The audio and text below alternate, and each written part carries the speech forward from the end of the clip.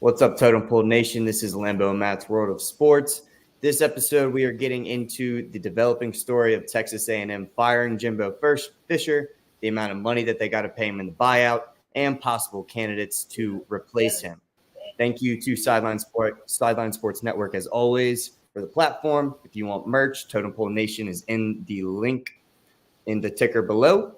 Support the boys. Without further ado, let's get into it.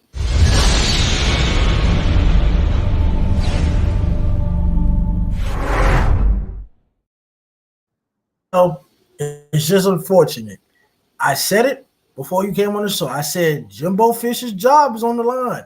Now, we went into Texas A&M recruiting weeks ago, and they always had the top class. They were number 1 2 years ago. Then they were number 4, number 5 when we did them. And it always came down to the excuses.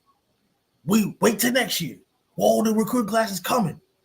They fired them after they beat Mississippi State. And one of their players came out and was questioning the decision, or multiple players from Texas A&M that committed question the decision, just because you fired a coach not only 2 games before the season ended, but this is the early recruiting process, and Jimbo Fisher's up there telling his guys to come to the staff or come to the team, and then boom, he's fired. Now, Texas A&M affordably could afford, obviously, Jimbo's buyout money because it's very, very huge. Now, according to the AD, I don't like how he compared the contract with Brian Kelly, or kind of like looked at it and said, okay, let's pay Jimbo Fisher the same amount as Brian Kelly. Ladies and gentlemen, I understand that Brian Kelly has not won a national championship or none of that just yet, but he's been to a national championship. Jimbo won one as well, but Brian Kelly has been more successful in programs than Jimbo Fisher. Jimbo Fisher won a national championship in Florida State. I get it. That's Kelly, pretty recency bias, huh? Well, I'm speaking facts now. I'm just speaking the facts. I'm speaking facts. Facts are the truth. Not only that, though. Jimbo's supposed to be the guy that's supposed to beat Nick Saban, but he hasn't done that. They had one good season, which was 2020, 2019. They went like 9-1, and they lost one game. I'm very disappointed. Here's a fun thing about this. A&M is going to pay Fisher about $20 million within 60 days, and then pay him $7 million annually through 2031. I mean, what are your thoughts on this? I knew he was going to get fired, and also my head coaching candidates for A&M will probably be Deion Sanders, even though he's not going to go there. That's just talk. Dan Lanning from Oregon could be one of them. Lance Leipold from Kansas could be one of them as well. Or some offensive coordinator from Georgia, Alabama, or Lane Kiffin. I wouldn't be surprised. What is your thoughts on this firing, and are you surprised? I'm kind of surprised at the timing. Like, we've talked about it in the past, like with his recruiting classes. I have it down here.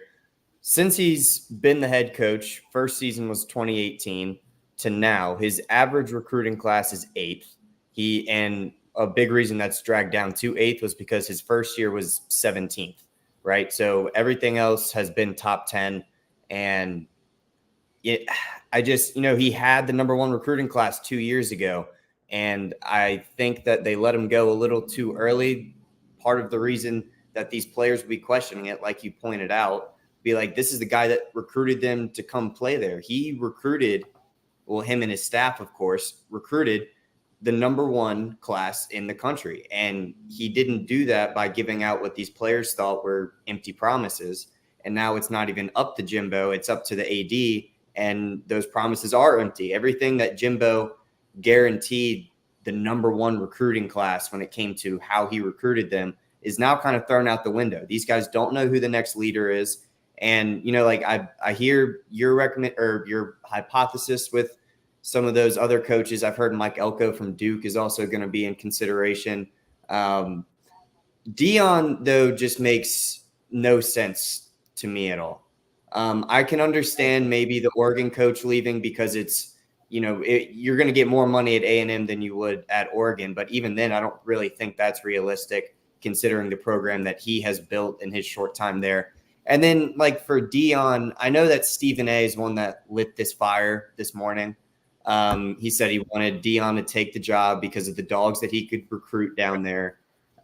Two things.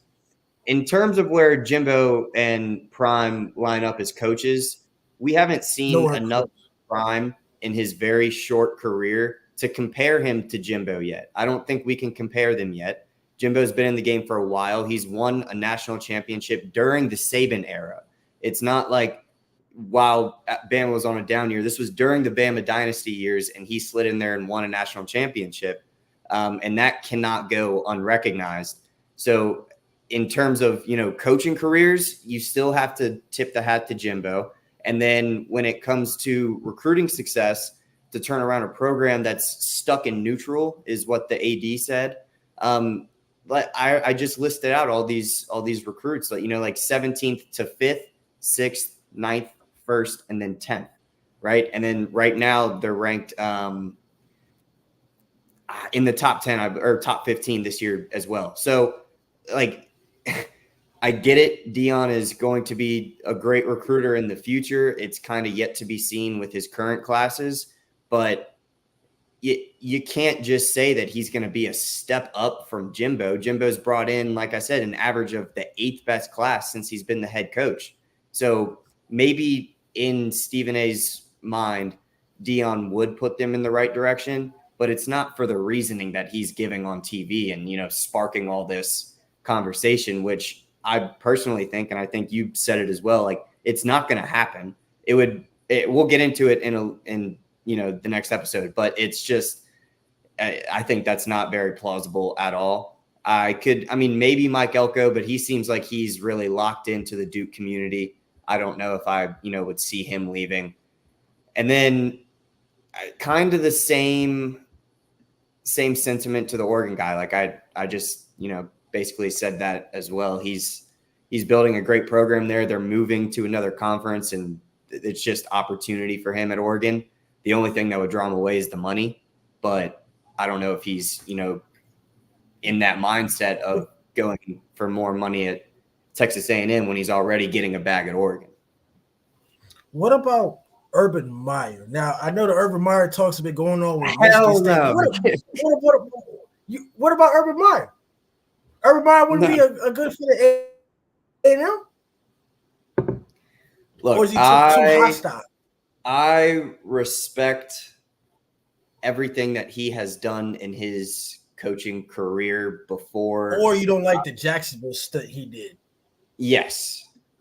That is just such a turnoff to me. If I am the one in charge, which obviously I'm not here, but in this scenario, say I am, and I'm the one that's in charge of picking the next head coach, there's no way out of all the candidates I'm sure there are in the country, there's no shot I'm going with the guy that publicly cheated on his wife at a bar, didn't ride home with the team after a loss, kicked his kicker, and just talk shit to every single guy on the team like they were an 18-year-old when these are grown men making more money than he is. He just seems so out of touch. And I get it, the NFL is such a different world than college football. But after seeing that example of who would be leading and molding, the young men in the locker room, hell no, it would not be Urban Meyer. So here's the funny thing about this. So you know how back then A&M fired Kevin Sumlin in 2017, and then they hired Jimbo Fisher. So yeah. Kevin Sumlin's record in 6 seasons at A&M, he went 51-26 with the conference of 25-23, and then with Jimbo Fisher in his 6 years went 45-25. So the funny thing is with that shit, the records were straight up identical. they're basically somewhat similar, identical.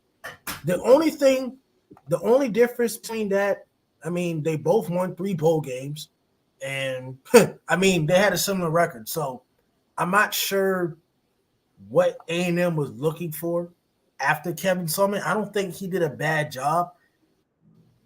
I just felt like they fired him because they had too many 8-5 seasons. I mean, they went 3 straight years of 8-5, and then they went 7-5. So I guess that wasn't enough. But I mean, Jimbo Fisher didn't really do any better except a 9-4 season his first year, 9-1 in 2020, an okay 8-4 team, and then 5-7 unacceptable, and 6-4 is just above mediocre. So I just don't agree with what A&M did with, fire Kevin Sumlin and get Jimbo.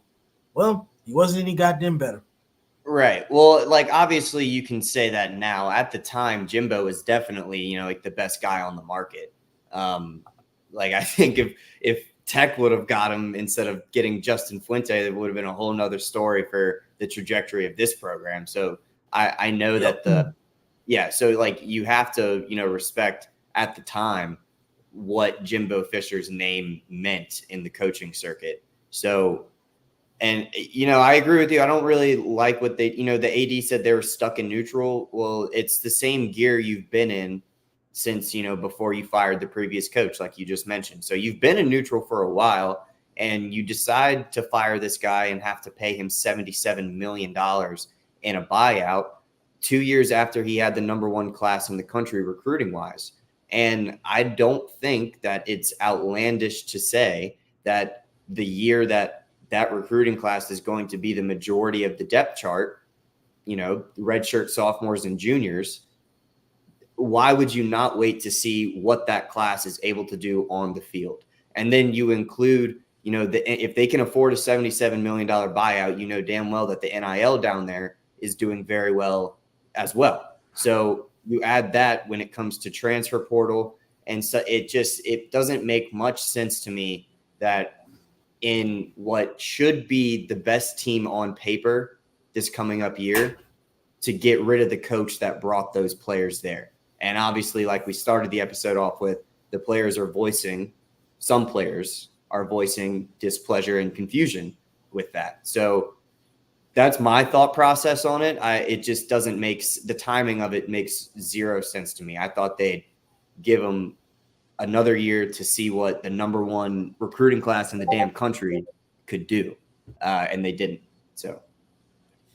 Yeah, this is unfortunate. But next episode of Lambo and Maxwell Sports, you need your merch. Go to TotalPoolNation.com, but don't forget to like, comment, subscribe.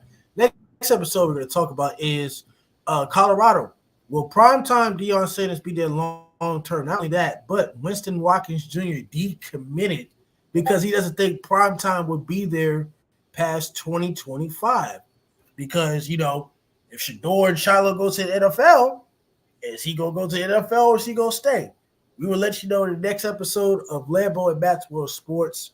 We will catch you in the next 5 minutes.